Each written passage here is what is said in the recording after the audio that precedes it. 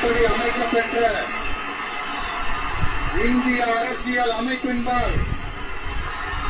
உண்மையான நம்பிக்கையும் மாறா பற்றும் கொண்டிருப்பேன் என்றும் இந்திய நாட்டின் ஒப்பில்லாத முழு முதல் ஆட்சியையும் ஒருமையையும் நிலை நிறுத்துவேன் என்றும் தமிழ்நாட்டு அரசின் முதலமைச்சராக உண்மையாகவும் முழச்சான்றின்படியும் என் கடமைகளை நிறைவேற்றுவேன் என்றும் அரசியல் அமைப்பிற்கும் சட்டத்திற்கும் இணங்க அச்சமும் ஒருதலை சார்பும் இன்றி